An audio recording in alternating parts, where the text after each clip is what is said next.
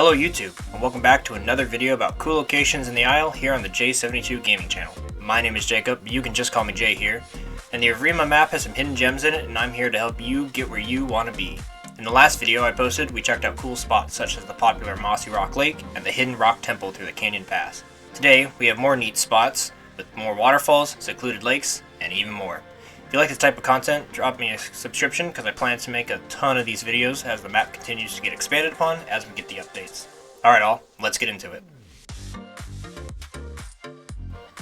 The first spot is a location you may have already stumbled upon, as it is directly on one of the most traveled roads, but you may not have seen everything the spot has to offer. This waterfall is located in the northeast, just up the river from the Mossy Rock Lake from the last video. It is a cool waterfall all on its own. What makes this spot a bit more special, however, is the giant arch just up the river from the falls. You can easily get around the falls by heading up on the left side. This spot will make for a neat nesting location as it has some protection around it with the arch walls and is directly on the water, making it an easy place for hatchlings to survive.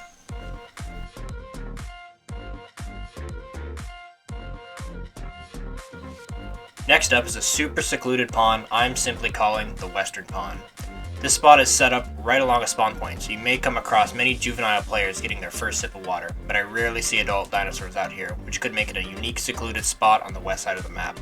There are also a ton of plants here for herbivores, so it could be worth a visit if you're looking to get a quiet spot to grow your dinosaur to adulthood. Stay hydrated. These next two spots are both located at the end of rivers and can be a unique spot for dinosaurs who are able to jump. First one is this cool looking cliff edge being called the Spiky Cliff. While its steep cliffs and dead-end water pool make it tough to traverse, raptors can easily make use of the steep rocks at the top, and a Deinosuchus just might be waiting down at the water below. The easiest way to get here is to follow the North Loop Road until you reach the river shown here, and then follow your way west upriver.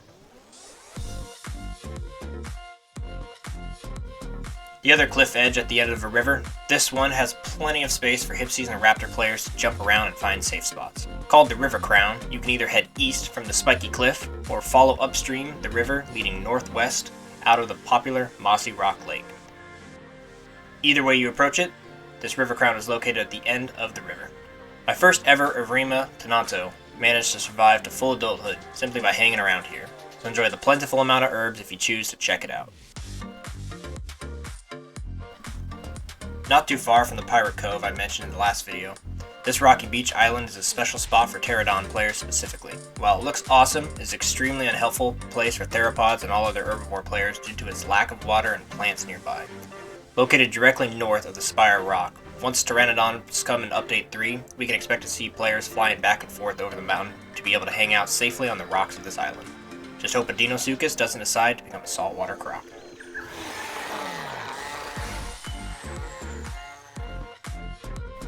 Cave Rock is up next. This spot can be tricky to get to. It's hidden up north, just below the main Spire Rock, which you can see from most of the map. And you should be able to find it by exploring the hillside just south of that spire. But if you need more help finding it, you can head due south from the jungle gym located in my last video. Once you hit a clearing in the trees, turn due east, and you should run into the Cave Rock with no problem. While this rock is a bit far from a reliable water source, if you're topped off and need a place to lay low for a while, it can be a nice retreat from the chaos of the island. I would rate it a 10 out of 10, would visit again. Enjoy your stay.